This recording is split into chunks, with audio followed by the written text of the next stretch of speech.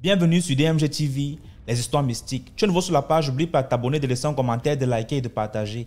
Tu veux raconter une histoire, il y a un numéro à l'écran, c'est le plus 237 655 81 90 17 et on va jouer sur Facebook, YouTube et TikTok. Uniquement les histoires mystiques, s'il vous plaît. Voilà. Et donc, on poste tous les jours sur DMG TV, YouTube, à 12h00. On a une deuxième chaîne qui est DMG TV, histoire mystique exclusive, où on poste tous les 15h une histoire. Nous avons une troisième chaîne qui est DMG TV Backup, au cas où la première chaîne se perd parce qu'on a perdu une chaîne une fois. Et on a décidé de faire une chaîne Backup où on poste tous les 13h30 une nouvelle vidéo. Nous avons aussi DMG Production où on réalise des courts-métrages, parfois inspirés des histoires mystiques que nous écoutons sur la page. Je vous invite à vous abonner à DMG Production sur YouTube. Donc tapez seulement DMG Production. Ou alors, regardez dans la description, vous allez voir le lien DMG Production, cliquez dessus, abonnez-vous là-bas. Il y a plusieurs courts-métrages que nous avons tournés, plus de 10 déjà que nous avons tournés. Et on poste là-bas tous les lundis à 17h. Tous les lundis, 17h, nous postons une nouvelle vidéo, un nouveau court-métrage, un nouveau film. Voilà. Donc, nous allons écouter les histoires d'aujourd'hui. S'il vous plaît, likez. Ce qu'on fait, c'est pour sensibiliser. Likez, ça ne coûte rien. Laissez un like. Merci. Écoutons la première histoire. Bonsoir DMG et bonsoir à tous les abonnés de DMG. Je fais cet audio à partir de l'Angleterre où je vis depuis plusieurs années. Cette histoire que je raconte aujourd'hui n'est pas ma première histoire sur cette page, car j'avais déjà raconté 2 ou 3 histoires auparavant dans les années en arrière. Mais malheureusement, beaucoup de personnes avaient reconnu ma voix et cela m'avait causé un blocage. Mais là, je me rends compte qu'en racontant des histoires, non seulement nous édifions des personnes, mais aussi nous sauvons des vies. Et l'histoire que je raconte aujourd'hui est ma propre histoire. Je l'ai vécue ici à Londres. Alors, je commence. Dans les années l'an 2008, je cherchais un appartement. Et j'ai trouvé l'appartement au nord de Londres. Et quand j'étais partie visiter l'appartement, j'ai tout de suite aimé l'emplacement. Il y avait le métro à côté, un centre commercial, une école primaire et le parc était juste derrière ma fenêtre. Donc j'ai pris sans connaître l'histoire de l'appartement. Et l'appartement, ce n'était pas un bloc d'appartement, mais c'était une maison de 3 familles. Et dès que tu rentrais dans la maison, il y avait un couple vieux blanc qui habitait en bas. J'étais au milieu et il y avait un couple allemand qui était en haut. Donc, j'ai vécu dans cette maison avec mon fils et ça n'a pas tardé. Mon fils a commencé à voir un homme dans la maison. Et il me disait, mamie, j'ai vu un homme dans la maison. Et je lui demandais comment est-ce possible. Comment l'homme-là est rentré dans la maison. La porte est fermée. Donc du coup, j'ai banalisé à tout moment parce que je prenais ça comme une parole d'enfant. Et cela a continué pendant des mois. Et un jour, je me réveille, je pars aux toilettes. En partant aux toilettes, je vois un homme arrêté en bas qui faisait face aux escaliers. Et là, j'étais tétanisée. Je le regarde, je le fixe. Un bel homme, grand de taille, noir, avec un afro. Il portait un pantalon rouge et une chemise de couleur sombre. J'ai regardé ce monsieur jusqu'à ce que je l'ai vu dissoudre. C'est que le monsieur a disparu sous mes yeux. Mais c'était pour moi comme un rêve. Et là, je suis sortie du rêve. Je me suis dit, oh, c'est mon imagination. Je suis allée me coucher et voilà. Dès lors, la situation a continué. Chaque fois, je voyais le même monsieur, le même homme, le même esprit, le même fantôme. Et un jour, je me vois en train de parler à ce fantôme. Et je lui disais, je ne te connais pas, tu ne me connais pas, je ne sais pas comment tu as fait pour rentrer dans cette maison, mais occupe ton espace et tu nous laisses dans notre espace. Tu ne me déranges pas, je ne te dérange pas. Tu ne déranges pas mon enfant et on ne te dérange pas. Mais malgré que je vivais ce phénomène, j'avais peur de le raconter aux personnes qui étaient autour de moi. Parce que voilà, je ne voulais pas être jugée comme une folle. Donc j'ai gardé ce phénomène pour moi. Donc il n'y avait que mon fils et moi qui savaient ce qui se passait dans cette maison. Donc j'ai vécu dans cette maison pendant 8 ans. Mais c'est là mes calvaires de l'Europe ont commencé. J'ai eu un problème, voilà, avec mes amis et ce problème est parti trop loin jusqu'à la justice. Le service social s'est mêlé dans la vie de mon enfant. Ils ont voulu prendre mon enfant et c'était dans la même année que j'ai fait ma graduation et j'ai été renvoyée dans mon boulot. C'est que c'était des problèmes sur des problèmes jusqu'au point que finalement j'ai décidé de quitter. J'ai quitté, j'ai pris un autre appartement où je vis actuellement. Et voilà, un jour, je décide d'aller rendre visite au vieux couple. Arrivé, j'étais avec la femme au jardin et qui commence à m'expliquer ce qui se passait dans la maison. Et là, c'est là où elle me dit que depuis que j'ai quitté, toutes les personnes qui viennent ne durent pas.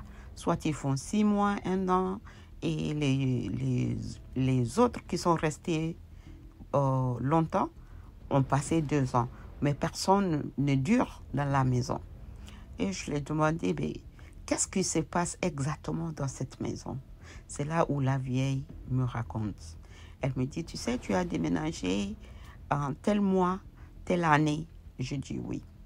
Il y avait 6 mois de cela, avant ton déménagement, il y avait un homme qui avait été poignardé par sa femme dans cet appartement juste au salon. Et là, mon cœur fait boum, parce que je me rappelle que quand j'avais déménagé dans cette maison, sur le tapis, il y avait quelque chose de rougeâtre, comme, je ne sais pas, du sirop rouge ou du sang. Donc du coup, j'étais obligée de changer le tapis. Et c'est là où j'ai commencé à flipper. Mais c'est à travers votre émission que j'ai compris le phénomène que je vivais à l'époque. Donc votre émission est une émission très très édifiante. Et moi, personnellement, j'avais déménagé sans prier, sans faire la prière, sans consacrer la maison. Et je n'avais rien fait, j'avais juste déménagé comme ça parce que je ne savais même pas qu'il fallait faire quelque chose. Mais Dieu m'a protégée durant tout mon séjour dans cet appartement. Voilà, c'est la fin de mon histoire. Likez, partagez et abonnez-vous. Merci DMG, force à vous. Force à vous. Merci beaucoup pour l'histoire. Maintenant, écoutons la deuxième histoire. Bonsoir DMG, bonsoir à toute la communauté DMG, à toute l'équipe technique derrière. Merci DMG pour toutes tes plateformes. Merci pour les films qui nous sensibilisent aussi. N'oubliez surtout pas de liker, de partager, de commenter et de vous abonner à la page DMG. Voilà, je viens aujourd'hui avec une autre histoire de famille, mais cette fois c'est une histoire qui concerne ma mère. Voilà. L'histoire, alors je vais commencer un peu depuis le début pour que ce soit un peu clair. Donc ma mère et mon père, quand ils étaient mariés, ils nous ont eu tous, ils étaient en location. Et après, le boulot de mon père a commencé à donner et tout. Il a commencé à construire sa maison. Mais avant que la maison soit finie, c'est qu'on le déménage dans cette maison. Donc, on recevait souvent pendant les vacances des petites cousines du village, des petites nièces, la fille de la fille de la fille de... On est du même village et tout ça. Donc, on recevait beaucoup ce genre de personnes à la maison. Et il y a eu une jeune fille qui est venue une fois en vacances. Je connais pas trop ses liens de parenté avec mon père, mais d'après ce que j'ai compris, ça doit être une cousine éloignée, un truc du genre, voilà. Parce qu'à l'époque, on était encore toute petite, hein, quasiment bébé. C'est en grandissant qu'on nous a raconté l'histoire et bien sûr, on a vécu l'histoire au fur et à mesure. Donc, elle est venue chez nous en vacances et il s'est fait qu'elle était asthmatique. Donc ma mère s'est bien occupée d'elle parce que, mon frère aussi était asthmatique. Donc, voilà, elle savait comment bien s'occuper d'elle pendant ses crises et tout ça, tout ça. Ma mère, c'est vraiment une femme au grand cœur et malgré tout ce qui lui est arrivé, elle s'est toujours bien occupée de tous ces enfants qui venaient chez nous, malgré tous les problèmes qu'elle a pu avoir dedans. Et je pense que c'est même ça qui a fait que Dieu l'a gardée en vie jusqu'aujourd'hui, parce qu'à l'époque, sa foi spirituelle ou ses connaissances dans la spiritualité, c'était pas trop ça. Donc, voilà.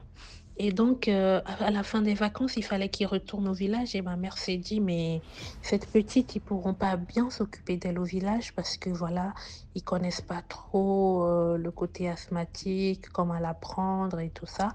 Donc je préfère qu'elle reste avec nous. On va la mettre à l'école et je vais bien la suivre de près». Mon père a dit: «OK, OK». À l'époque, elle devait avoir peut-être dans les 15 ans, quelque chose comme ça, 15, 16 ans. Donc elle est restée avec nous, elle allait à l'école et tout ça. Et donc, apparemment, ça a commencé tout doux comme, «Oui, c'est mon oncle, dès que mon oncle sort, je le suis». Donc à chaque fois quand mon père prenait sa voiture et qu'il devait aller quelque part, elle voulait forcément partir avec lui. Il doit aller en voyage, elle veut partir avec lui et tout ça. Et des fois, mon père l'amenait avec lui en voyage. Bon, pour ma mère, quoi, il y avait pas de problème, c'est sa petite cousine du village.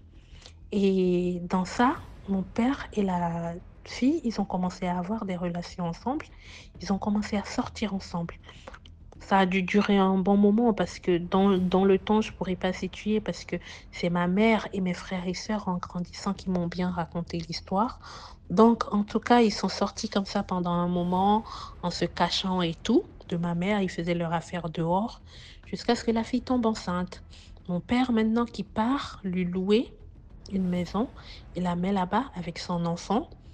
Et nous, on était déjà dans notre, maison où mon père avait construit, c'était déjà fini. Et bien avant que cette fille-là ne tombe enceinte, mon père, il se plaignait souvent: «Oui, toi, tu ne fais que des filles», ça, c'est à ma mère qui parle. «Oui, toi, tu ne fais que des filles, moi, je veux des garçons, j'ai besoin de garçons et tout, c'est monté, c'est descendu, wow, wow, wow, blablabla, blablabli». Bref, ma mère a fait un garçon et nous qui sommes des filles, effectivement.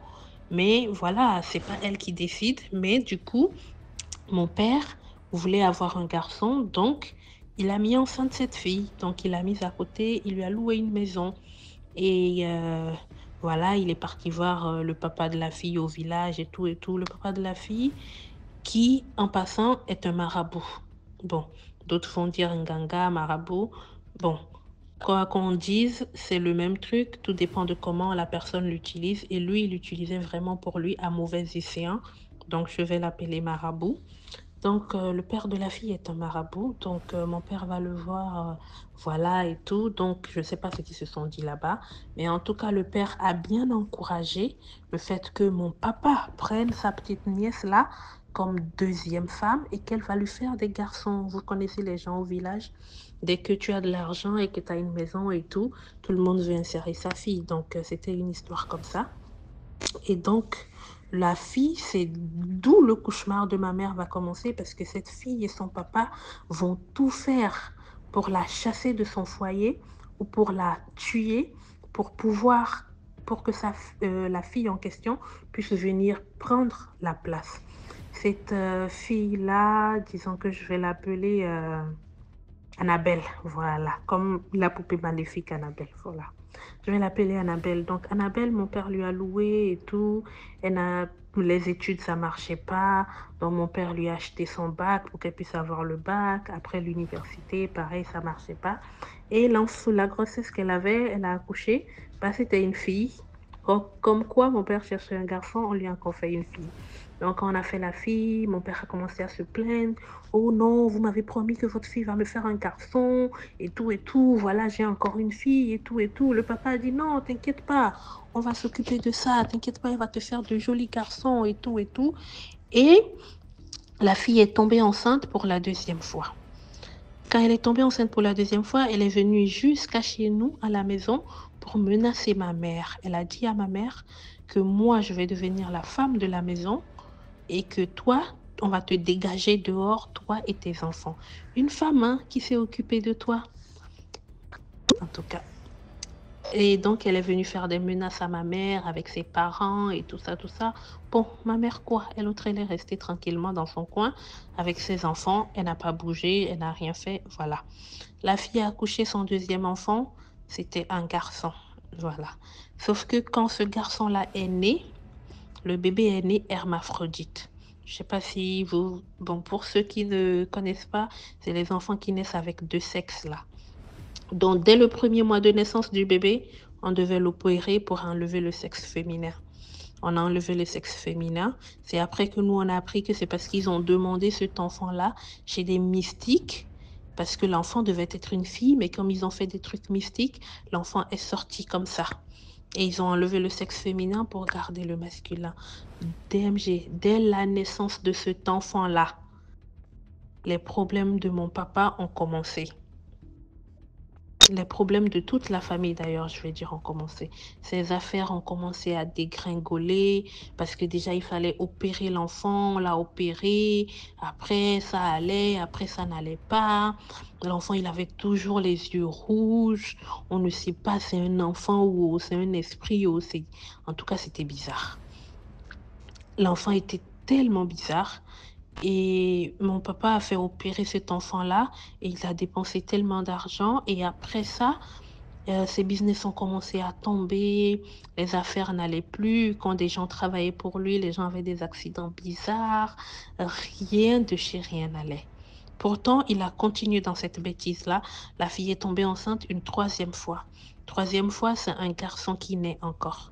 Le troisième garçon qui naît, lui alors, par contre, c'est le Terminator. Il est venu tout gaspiller, quoi. L'enfant là, quand il est né, il a fait 2 ans. L'enfant ne marchait pas, l'enfant ne parlait pas, l'enfant ne rampait même pas. Donc, ils sont encore partis demander un autre enfant génie. Ils sont venus déposer à mon papa. Lui, tout ça là, il ne voit rien de bizarre. C'est son garçon. Il a trouvé 2 garçons. Ok. 2 ans, presque à 3 ans comme ça. Eux-mêmes, ils sont retournés, je ne sais pas avec où, avec l'enfant là. Après, l'enfant là a commencé à parler, commencé à faire un peu les trucs et tout. Et qu'est-ce que mon papa faisait dans la maison où il avait construit, on habitait avec notre maman. Elle avait un magasin, donc des fois, elle voyageait dans d'autres villes, acheter du matériel pour venir enflouer son magasin, voilà, acheter des trucs et tout. Et quand ma mère était en voyage, mon père amenait Annabelle venir dormir à la maison. Donc, elle dormait dans le lit conjugal de mon père. Elle dormait dans la chambre où il y avait les affaires personnelles de ma mère. Et c'est bien des années plus tard qu'on va savoir que pendant toutes ces visites-là, elle était venue enterrer des choses dans la maison. Elle avait pris des sous-vêtements et des vêtements à ma maman pour aller faire des trucs mystiques sur elle. Et de tout ça là est sorti pour ma mère. Elle a pris des maladies mystiques. Les gens qui disent que on ne peut pas avoir des maladies d'hôpital mystiquement, c'est très, très, très possible. Il n'y a pas de diabète dans la famille de ma mère. Elle n'a jamais eu de problème de diabète après avoir mis ses 5 enfants au monde. Mais c'est à ce moment-là qu'elle va commencer à avoir un diabète très, très, très compliqué. Elle va avoir des problèmes de diabète, des problèmes de tension, des problèmes de gros cœur, vraiment tout un tas de maladies. Et elle ne savait même pas que cette fille dormait où se trouvaient ses affaires quand elle n'était pas là. Parce que cette fille, un jour, viendra à la maison avec son papa et ils vont proférer une malédiction comme quoi, tant que le papa va dire, tant que moi, ma fille Annabelle, ça ne va pas chez elle, ça n'ira pas chez tes enfants non plus. Je retire cette parole. J'étais pas là quand elle a été prononcée, mais je retire. En tout cas, donc, ils ont proféré vraiment beaucoup, beaucoup de paroles comme ça. Ils ont fait vraiment beaucoup de choses que nous découvrons aujourd'hui. Mais vraiment, c'est pour dire à nos papas et à nos mamans, pardon les messieurs qui ont 2, 3 femmes là. Pardon, il faut faire pardon. Protégez vos enfants. Protégez vos familles. Parce que je vais m'arrêter là parce que j'ai déjà dépassé les 10 minutes accordées, mais l'histoire continue, mais je vais m'arrêter là pour aujourd'hui, juste pour vous dire que protégez vos enfants, protégez votre famille. Ce n'est pas n'importe quelle fille que vous ramassez dehors pour venir mettre dans votre famille, pour venir mettre dans votre foyer. Vous vous mettez non seulement vous-même en danger, mais vous mettez aussi vos enfants en danger, votre femme en danger, parce que on ne sait pas qui est qui aujourd'hui. On ne sait pas qui est qui. Cette fille et son papa, ils ont dépensé l'argent de mon père pour aller lui-même attacher sa femme et faire des trucs contre ces enfants que nous sommes aujourd'hui. Dieu merci, aujourd'hui, nous sommes réveillés spirituellement. Nous nous battons. Nous nous sommes battus pour délier plein de choses, découvrir plein de secrets sur tout ce qu'ils ont fait à l'époque. Mais vraiment, ce n'était pas facile. Donc, je vous en prie, protégez vos enfants. Protégez vos enfants, protégez votre famille, protégez votre maison. Voilà, c'était tout pour mon histoire. N'oublie pas de liker, de partager et de commenter. En tout cas, c'était la leçon pour moi de cette histoire. Chacun tirera la leçon qui lui conviendra aussi. Comme on dit, un bon attendeur s'aligne. Merci DMG, merci toute la communauté. Merci beaucoup pour l'histoire. Maintenant, écoutons la troisième histoire. Salut DMG. Vraiment DMG, je te félicite pour ton émission. C'est une bonne initiative que vous avez parce que grâce à votre canal, beaucoup de choses sont dévoilées. Comme moi par exemple, j'entendais parler des choses comme quoi qu'il y avait des sirènes, mais pour moi c'était des mythes, c'était pas des choses réelles. Et grâce à votre émission, j'ai appris cela. Et ce qui me plaît dans votre émission, c'est qu'il y a aussi des témoignages chrétiens, et y compris des témoignages de toutes les confessions, religions. Et vraiment, c'est quelque chose de salutaire. Et vraiment, je vous dis merci pour cette initiative. DMG, la dernière fois, j'ai écouté un témoignage d'une dame qui s'est nommée Ange de Lumière, ou je ne sais pas si c'était quoi là, et qui avait témoigné, non, qu'elle avait perdu son argent et elle avait frotté de l'huile qu'elle a reçue de l'église, elle a frotté sur elle et comme quoi après sa prière, elle est rentrée en possession de son argent. Et cela m'a rappelé automatiquement un témoignage. C'est une histoire que j'ai vécue moi-même. En fait, j'étais là et après cela, j'ai eu de l'argent et j'ai décidé de faire rentrer ma femme au pays pour qu'elle... Parce que, excusez-moi si je n'ai pas précisé, je vis au Gabon. Et ma femme au pays pour qu'elle puisse, comment on appelle ça, entamer un chantier. Vous savez, on dit souvent on est mieux servi que par soi-même. Donc du coup, quand elle est rentrée au pays, moi je suis resté à Libreville ici. Et 1 mois est passé, 2 mois est passé de cela, le temps qu'elle se met dans les travaux là-bas pour que elle puisse achever. Et après la construction, elle devait me rejoindre, elle devait revenir me retrouver à Libreville. 1 mois est passé, 2 mois est passé, 3 mois est passé. Vous savez, on dit la nature horreur du vide. Du coup, je me suis senti... J'avais l'envie de combler ce vide que je ressentais en ce moment. Et j'ai un ami qui a un atelier de couture. Pour ceux qui sont à Libreville, connaissent le quartier Kalikac, qui est un atelier de couture. Et cet atelier, je me suis dit non, un dimanche, j'irai m'asseoir chez mon ami et en étant là-bas, c'est sûr que j'aurais fait des tentatives avec des filles qui rentreront dans son magasin. Et c'était ça ma pensée, parce que j'ai eu à faire cela auparavant, bien avant que je me marie. Parce que moi, j'aime pas vraiment chercher la femme là où je travaille. Je préfère chercher la femme ailleurs. Là où je travaille, je refuse de chercher la femme parce que c'est pas bon pour, pour pour ton image et c'est pas bon aussi pour ton business. Donc, je préfère toujours chercher la femme un peu plus loin de mon travail. Donc, du coup, comme je disais, la nature aurait du vide. Je me suis dit, pourquoi pas aller chez mon ami, comme c'est un dimanche, je ne travaille pas, je vais peut-être trouver une copine là-bas. Et c'est sur cette pensée, je me suis levé et je venais d'acheter un nouveau téléphone tout neuf. Et ce téléphone m'a coûté 150 000. C'est un téléphone Samsung. Donc du coup, je me suis dit, bon, j'ai pris mon téléphone dans mes mains et quand j'allais, du coup, je suis monté dans le taxi qu'on appelle au Gabon ici Clando. Et dans ce Clando, je suis monté avec mon nouveau téléphone. J'avais acheté ça un vendredi et c'était le dimanche que je me rendais chez mon ami pour pouvoir pêcher, quoi, comme on le dit souvent. Et quand j'arrive chez mon ami là-bas, je me rends compte, oh, j'ai oublié mon téléphone. J'ai dit, mais maître, mon téléphone est resté où? Après, je me suis rappelé, non, souviens-toi, tu avais ton téléphone même dans le véhicule. Ah, je me suis rendu compte que c'est trop tard. Comment faire pour retrouver ce nouveau téléphone que je venais d'acheter? Même pas une semaine. Comment faire? Du coup, j'ai décidé de me mettre un peu sur la route pour voir si, comme c'est un clando, ils ont l'habitude de faire la navette. Ils vont, ils reviennent. Donc, je me suis dit peut-être, parce que j'ai eu à échanger avec le clandoman quand j'étais dans le véhicule, qui me parlait des clients qui ont des comportements bizarres.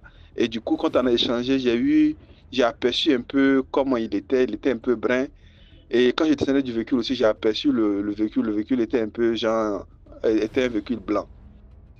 Et du coup, je me suis dit quand même, je peux retrouver le véhicule. Donc, je me suis mis sur la route en attendant voir les véhicules, les clandos qui font les va-et-vient, si je devais retrouver le clando où mon agent, où mon téléphone est resté à l'intérieur. À ma grande surprise, j'ai vu le véhicule passer. Quand je soulève la main, le véhicule ne s'est même pas arrêté, le véhicule a continué. Donc je me mets maintenant, je traverse la route, je me mets de l'autre côté, dans l'autre sens de la route, pour voir si peut-être encore, s'il repasse par là, parce que je vais peut-être le stopper. Mais c'est le même scénario plutôt. Donc du coup, qu'est-ce que je pouvais faire? Un cœur me dit non, mais là même, tu crois que quoi? Avec tout ce temps que le véhicule fait les navettes, les clients qui transportent, et puis je me suis assis net auprès du chauffeur. Donc je me suis dit non, que c'est plus la peine même que d'espérer encore retrouver mon téléphone. Étant découragé, parce que c'est un téléphone que je n'ai même pas profité de cela, et profité de ce téléphone. Je venais à peine d'acheter, même pas une semaine. Donc du coup, qu'est-ce que je me suis dit? Je me suis dit c'est perdu, mais un cœur me dit, fais une prière et tu verras.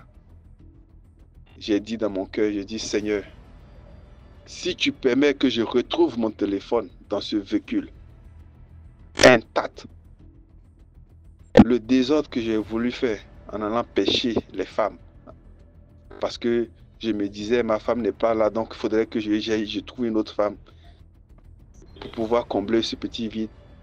Seigneur, si je retrouve ce téléphone, plus jamais je vais faire vivre de charité jusqu'à ce que ma femme revienne.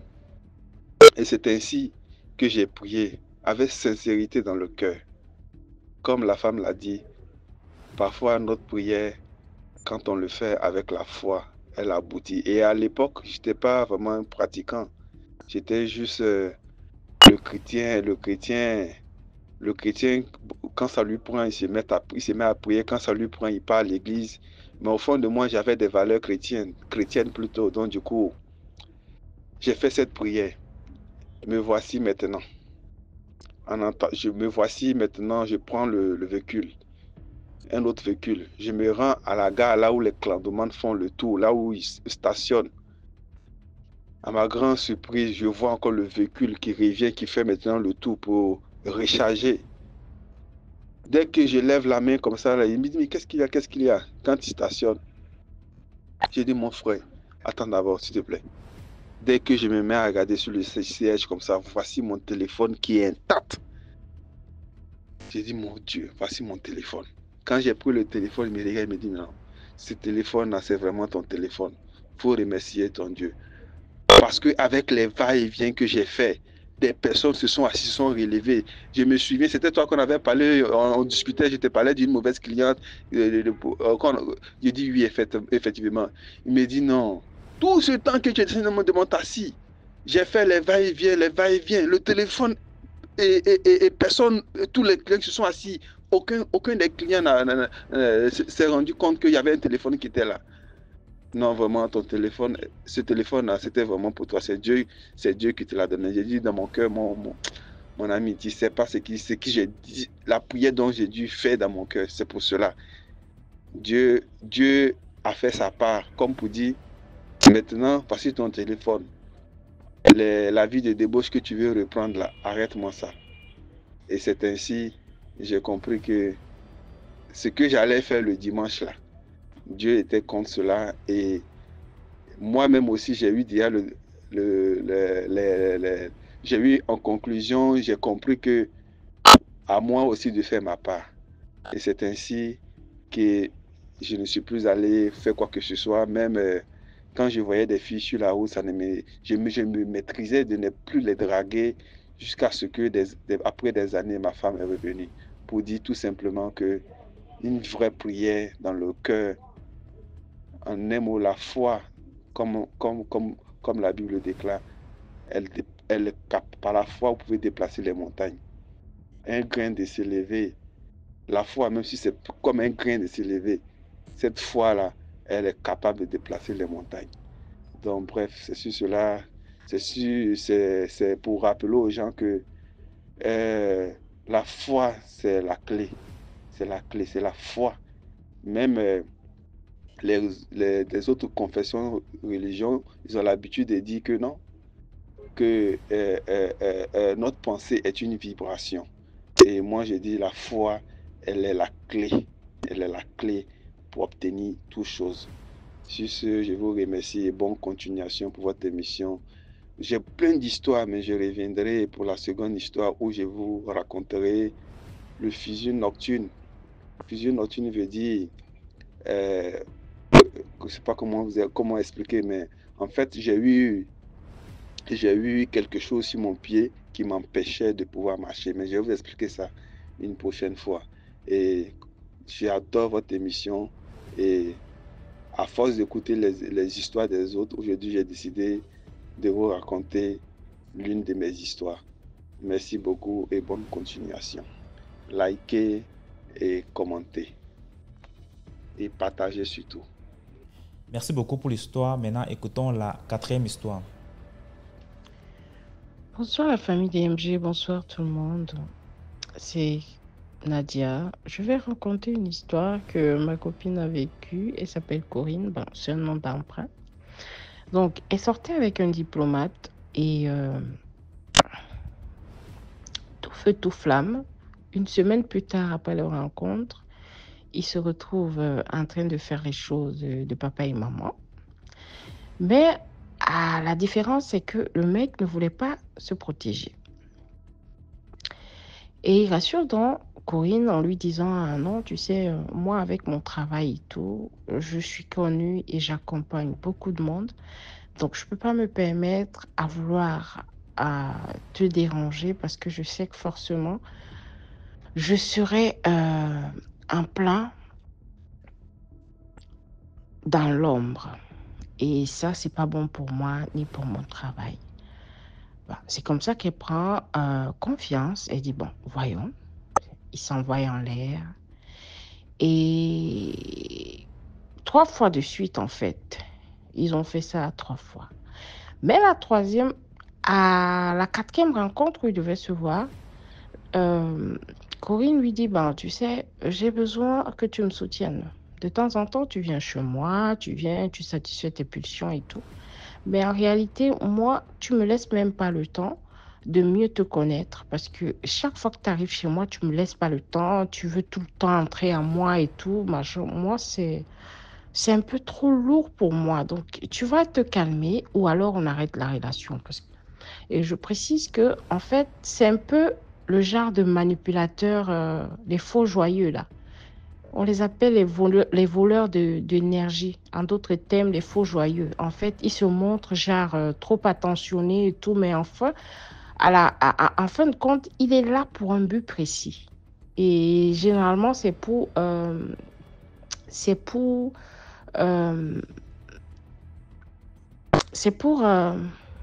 réaliser parfois un rituel. Vous allez me dire pourquoi je le dis. Suivez la suite. Quand elle lui dit ça, il dit non, je vais marcher comme tu veux maintenant, si tu veux et tout. Bon, elle dit ok, il n'y a pas de souci. La semaine qui devait se voir, elle dit au monsieur, ben, on ne peut pas se voir. D'accord? On ne va pas se voir parce que je suis occupée, j'ai des choses à faire. On se voit la semaine qui suit. Et la semaine qui suivait, elle redit au monsieur la même chose. Mais le monsieur insistait tellement que à chaque fois qu'elle disait qu'il n'y a pas, il y a peut-être tel jour, je dois faire ça, il va trouver l'autre jour. Ah, s'il n'y a pas l'autre jour, il va dire même 2 heures, même 1 heure si tu veux. Donc, en fait, le genre d'homme qui te montre qu'il est collant, mais en fait inutile. C'est un peu comme ça que ce mec, il agissait. Et donc, je précise que c'est un diplomate burundais. Je précise, donc je ne vais pas entrer dans trop de détails. Donc maintenant, sachant que c'est, entre guillemets, il avait dit à la fille qu'il est il est sur le point de divorcer, chose qui était déjà un mensonge.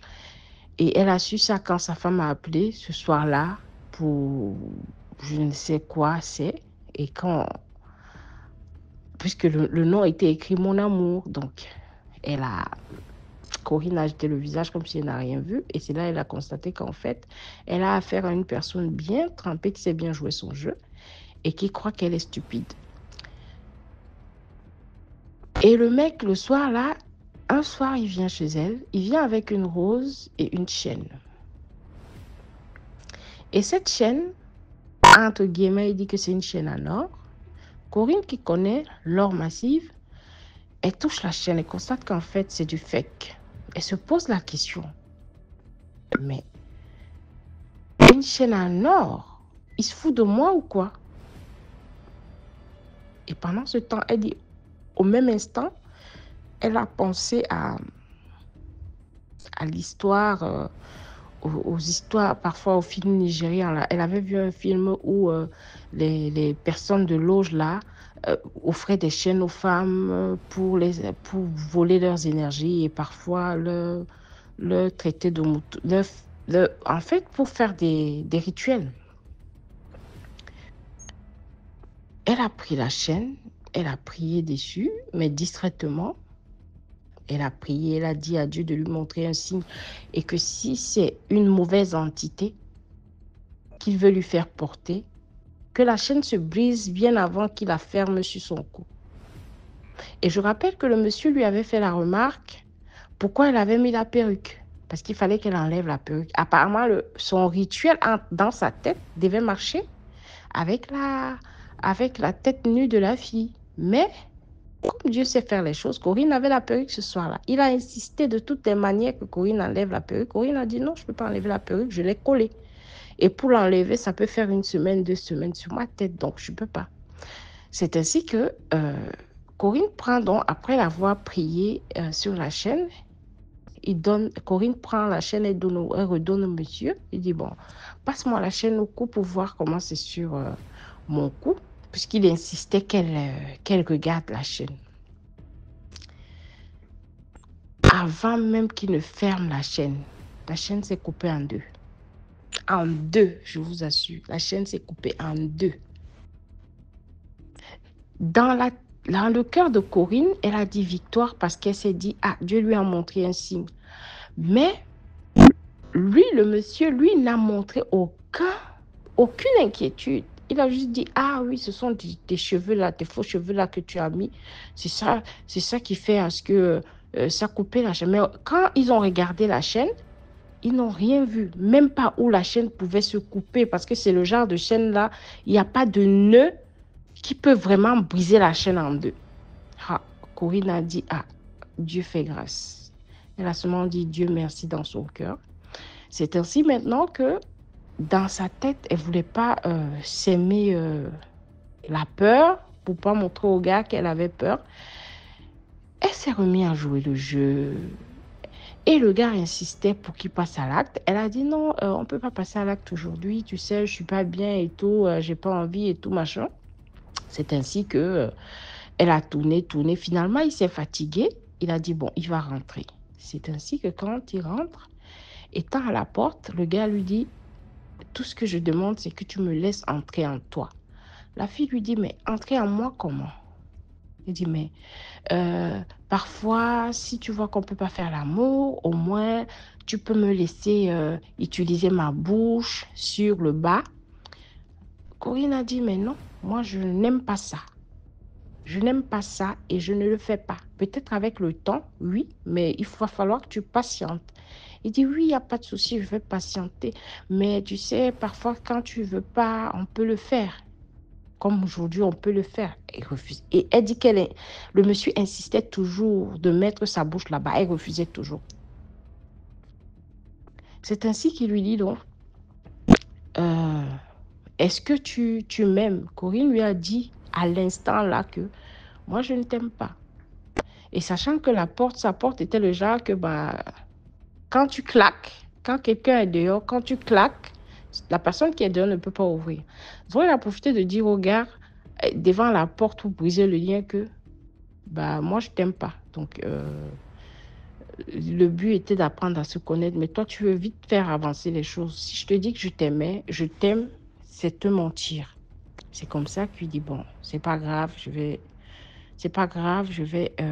supporter, je vais marcher à ton rythme. Mais elle dit qu'elle voyait le gars était indisposé, comme s'il y a quelque chose qu'il a raté, comme si. C'est comme ça qu'elle ferme la porte, le gars s'en va et elle écrit un long message au gars. Elle lui dit, dès le départ, tu m'as menti. Je ne sais pas qui tu es, je ne sais pas ce que tu cherches. Si tu as l'habitude de faire ça aux femmes, sache qu'avec moi, là, c'est ton terminus. Et si tu insistes, ce que tu verras, ce n'est pas moi, c'est Dieu qui va te frapper. Donc, comme tu as commencé là, tu arrêtes tout de suite et plus jamais, je ne veux plus te revoir ni voir même te croiser sur mon chemin. Même si on se croise sur le chemin, passe ta route. Et bonne continuation. C'est comme ça qu'elle envoie le message à ce monsieur. Elle le bloque de partout. Et comme ça ne suffisait pas, à 23h, le même jour, quand elle dort, elle est couchée. En fait, elle n'est pas profondément endormie. Elle se retrouve dans un rêve lucide. Ça veut dire elle n'est pas endormie, elle est à moitié éveillée. Elle entend la porte taper, en fait, comme si quelqu'un tapait sur la porte avec du fer. Tellement la personne secouait la porte. Et dans le rêve, elle ressent une peur. Son cœur bat la chamade. Et quand elle se réveille en sursaut, elle ouvre les yeux. Elle constate que le bruit continue. Comme si, en fait, quelqu'un voulait entrer par la porte. Mais il y a quelque chose qui l'a bloqué. Et ça cherchait à forcer l'entrée. Je précise qu'avant, quand le monsieur est parti, dès qu'il a tourné le dos, elle a constaté qu'il est parti. Elle a pris du sel, elle a versé devant sa porte, elle a prié, elle a allumé l'encens pour sortir dans mauvaise énergie. Parce que vu le signe qu'elle a vu sur la chaîne, elle s'est dit, avec tous ces signes, plusieurs signes, pour ne pas être trop longue, elle a eu plusieurs signes. Donc, elle s'est dit, bon, là, c'est pas le bon. Dieu m'a déjà tout montré. Là, il faudrait vraiment que je prenne mes décisions. Bon. Je reviens pour préciser, en fait. Donc, dans le rêve là,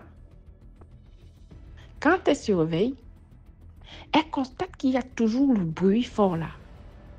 Dans les 5 premières secondes, comme elle dit, le bruit a persisté. Et son cœur, elle s'est réveillée avec tellement de frayeur. Et après, le bruit a disparu. Elle a tourné sa position sur le lit. Elle a allumé l'encens. Elle a prié. Elle a prié avec le psaume 91 et le psaume 23. Elle a fait sa prière de protection. Et c'est ainsi qu'elle s'est endormie. Mais avec une sensation bizarre en fait. Et le matin, elle a contacté un prêtre exorciste dont elle a parlé. Elle a un peu essayé d'expliquer ce qui s'est passé. C'est là où la révélation, le prêtre exorciste lui a sorti des révélations. Mon Dieu. Donc, en plus d'être dans les loges, il est rosicrucien à la base. Donc, avant de venir en Europe, il est rosicrucien déjà dans son pays qui est le Burundi, qu'il pratique, et il est dans des pratiques ancestrales loin de l'authenticité. Donc, il trempe dans des mauvaises pratiques. Et maintenant, comme chaque diplomate, quand ils arrivent, par exemple, ils signent un contrat avec un pays, par exemple, en Europe, ils ont généralement 5 ans de mandat. Et là, quand il a signé son contrat,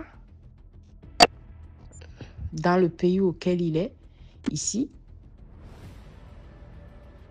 il était obligé d'entrer dans une autre loge qui est la franc-maçonnerie. Et c'est ainsi que, donc, le gars, il est mélangé entre deux. Oh. Sans parler de ses multiples enfants qu'il n'a pas dit à la fille. Son CV, le prêtre a sorti son CV comme ça. Il a juste dit à Corinne, fais attention, dorénavant. Déjà, il y a des signaux qui ne manquent pas. Et moi, je vais profiter ici pour dire la morale de l'histoire, c'est que faites attention, même des cadeaux là. Nous, les femmes, nous aimons des cadeaux. Et c'est vice-versa, hein. C'est pas que les femmes, même les hommes aussi, subissent aussi. Donc, faites attention.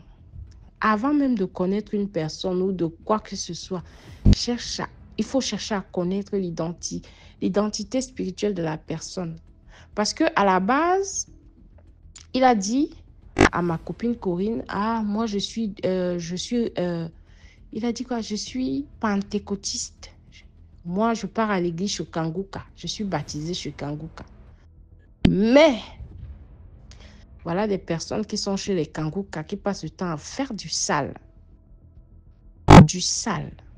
Chez les Kanguka, il n'y a pas que des bonnes personnes. Il y a des personnes qui sortent là, qui sont très néfastes, très négatifs, qui ont déjà signé des pactes et qui ne changent pas. Ils partent juste à l'église pour distraire, en fait. Mais ils savent que leur sort est scellé. Donc, faites attention. C'est pas parce que ce genre de personne, si tu le rencontres à l'église là-bas, toi qui pars chez Kanguka, tu vas dire que, oh, voilà une bonne personne. Pourtant, c'est un démon déguisé qui va à l'église. Donc, même à l'église, il y a des démons. Ne vous dites pas que l'église est faite pour des anges. Non. Et c'est là où beaucoup de personnes entrent souvent dans la confusion et commencent à raconter de la baliverne et d'autres vont jusqu'à blasphémer. Faites attention les amis, faites attention les gars. Le dehors est sale. Le monde, il n'est pas à l'envers. Le mal, il existe depuis longtemps. Mais à la tournure que ça prend ici, ça fait peur. Parce que le prêtre est allé jusqu'à dire à la fille, généralement, ce genre de pratique, parfois on te retrouve seul, mort dans ta maison. Tu es morte, on te retrouve seule, morte dans ta maison. Soit pour un rien comme ça, tu n'avais rien, tu as disparu. La chaîne qui t'a déjà mis là. Soit c'est une maladie incurable partout où tu pars. Tu ne trouves pas de guérison. Faites attention. Le dehors, ça fait peur. Parce qu'on va dire que, oh, tu peux rencontrer le mal partout. On va dire, ah, en boîte de nuit, il y a trop de mal. Même à l'église, il y a le mal. Elle n'a pas rencontré la personne ni à l'église, ni en boîte de nuit. Elle a rencontré la personne comme ça dans la rue. Un soir, elle est sortie comme ça et rencontré la personne comme ça de manière naturelle. Donc, on peut rencontrer les démons partout. Faites attention.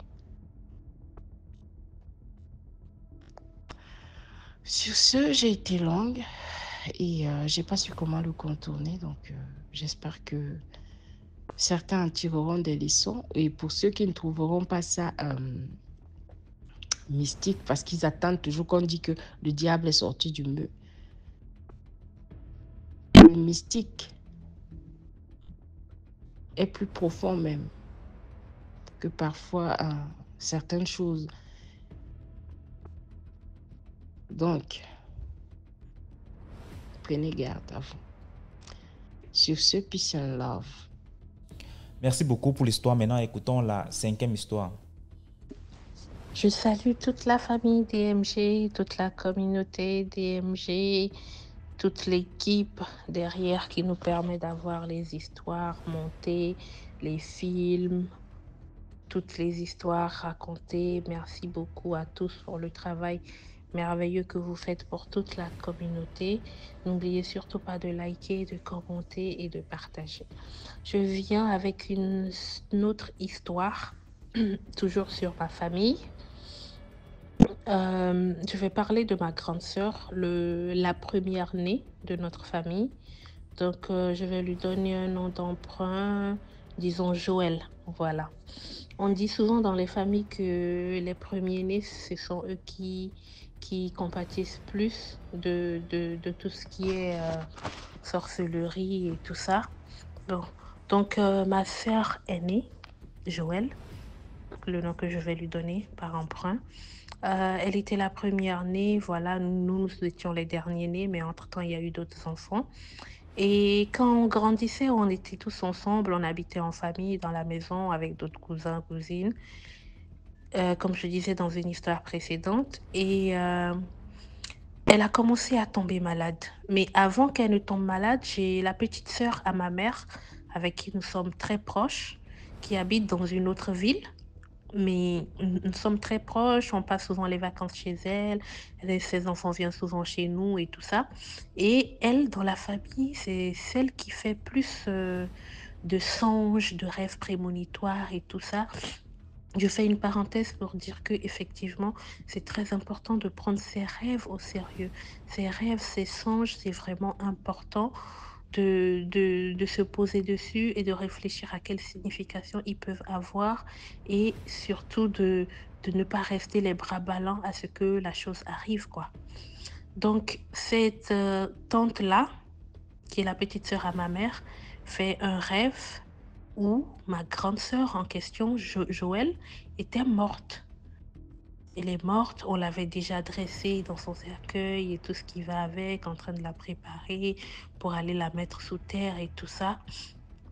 Et elle voit ça dans le rêve. En tout cas, elle a raconté le rêve. Moi-même, personnellement, elle m'a raconté le rêve à l'époque. J'étais jeune, mais récemment, elle m'a raconté le rêve. Et dans ce rêve-là, elle a eu tellement peur quand elle s'est réveillée. À cette époque, elle était encore assez jeune, elle n'avait qu'un seul enfant. Et elle s'est réveillée de peur dans son rêve, mais il était dans les 2h, 3h du matin. Donc, elle ne savait pas trop comment faire et tout. Elle est restée comme ça debout jusqu'à très tôt le matin à 5h. Elle sort de chez elle, direction chez leur grande sœur.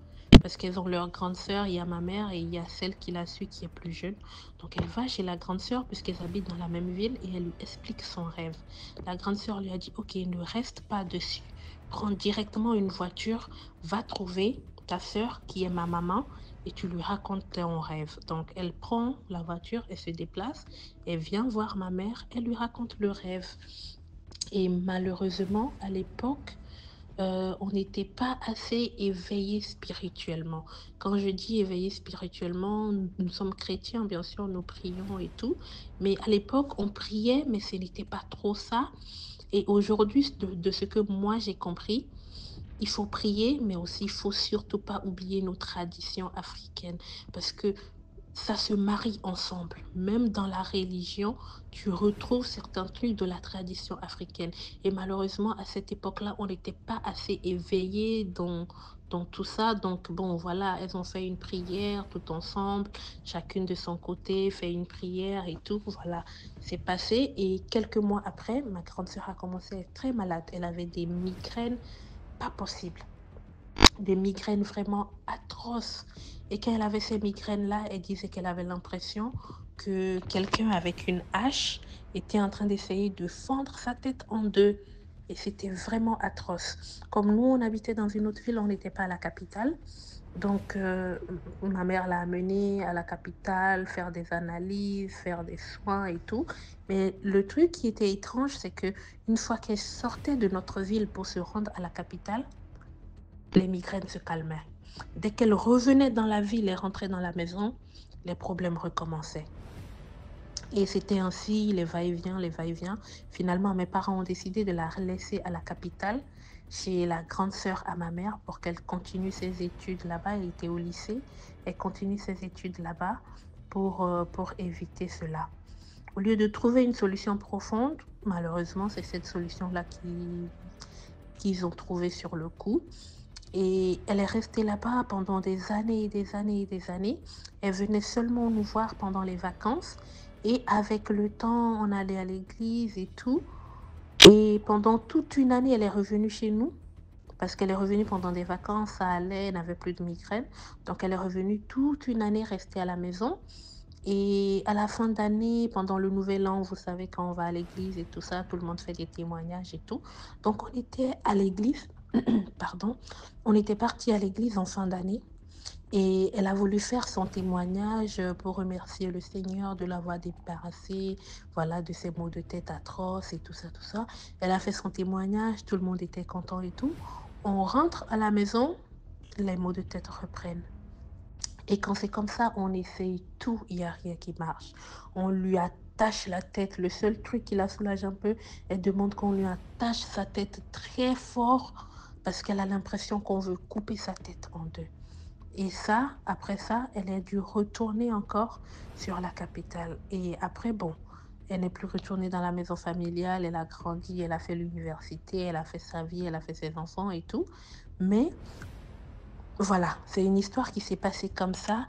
Et aujourd'hui, étant femme moi-même, étant dans la vie spirituelle, étant dans la prière, voyant des choses aussi, je me dis que ce problème n'est peut-être pas définitivement réglé et il doit y avoir des séquelles quelque part et que malheureusement, nos parents n'étaient pas assez éveillés spirituellement, comme on dit, soit on les a endormis, on a endormi leur esprit ou je sais pas trop, parce qu'on priait, mais voilà, c'était pas ça.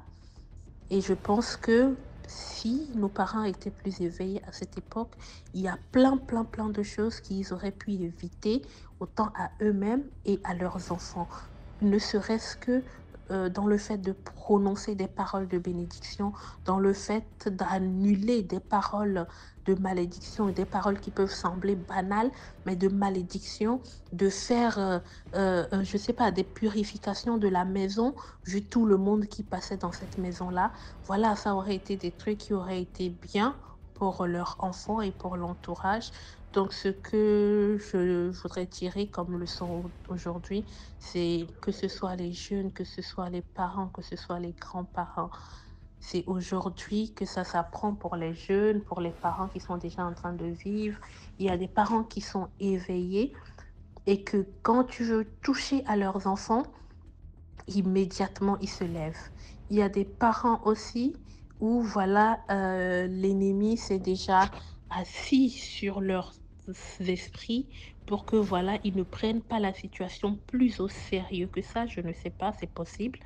Mais vraiment, les parents, faites l'effort, les grands-parents, faites l'effort de toujours vous lever, d'être toujours sur le qui-vive pour vos enfants. Dès que quelqu'un dit une parole un peu de travers, même dans la blague, retournez cette parole-là. Déclarez sur vos enfants, purifiez vos enfants, lavez vos enfants. épurer l'endroit où vos enfants dorment, la maison où vos enfants vivent. Vraiment, c'est très, très, très important. Merci beaucoup encore à toute la famille DMG de m'écouter, de partager, de liker, de commenter. Merci. Merci beaucoup pour l'histoire. Maintenant, écoutons la 6e histoire. YouTube, il y a DMG Productions. Là, on poste tous les lundis, on poste un film. Tous les lundis, il y a un nouveau film à 17h00. Les films, c'est les histoires qu'on réalise aussi. Tous les lundis, la chaîne, c'est DMG Productions. Bonsoir DMG, bonsoir à toute la grande famille DMG. J'espère que tout le monde se porte bien par la grâce de Dieu. Abonnez-vous, likez et partagez. C'est Manbassa. Alors je viens ici raconter une autre histoire d'ordre mystique que je vais intituler « Je me suis perdu à la morgue ». Cette histoire, c'est ma propre maman qui l'a vécue. Et pour mieux raconter l'histoire, il va falloir que je vous ramène jusqu'au village. Alors, il faut dire que quand ma grand-mère est venue à mariage chez mon grand-père lui avait donné des terres dans lesquelles elle pouvait cultiver. Et mon grand-père, lui, cultivait le cacao. Ma grand-mère cultivait les vives. Et les deux ne pouvaient pas cultiver dans un même champ. Parce que les vives n'allaient pas produire comme il se fallait.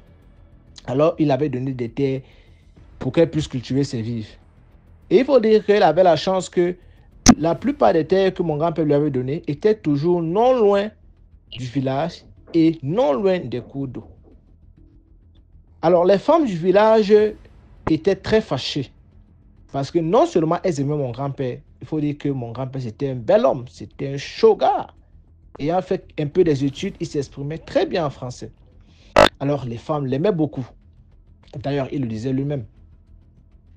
Alors, beaucoup de femmes n'étaient pas très contentes. Vraiment pas. Ma grand-mère essayait de s'imprégner dans les activités du village, les réunions des femmes du village. Et un jour, lors d'une de leurs réunions, elles se sont chamaillées, particulièrement avec une. La discussion était houleuse. Elles se sont copieusement insultées. Ma grand-mère étant une très bonne femme bassa, elle a copieusement insulté cette femme-là. Copieusement. Tellement la femme-là se sentit humiliée, la femme lui avait dit que si moi, je meurs, que ce soit toi, que ce soit tes enfants, que ce soit ton mari, celui qui va mettre son pied à mon deuil va voir ce qu'il recherche. Bon, ma grand-mère elle a banalisé les mots, c'est dit que okay, c'est des affaires de colère. Voilà, je ne vois pas pourquoi est-ce que elle prévoit la mort, tout comme je peux mourir avant elle. Il faut rappeler que ma maman était déjà en ville, autant pour moi. Alors, cette maman est tombée malade au niveau du village. Et comme ses enfants étaient aussi en ville, elle est montée en ville pour se faire soigner. Mais malheureusement pour elle, elle est décédée. Elle est décédée.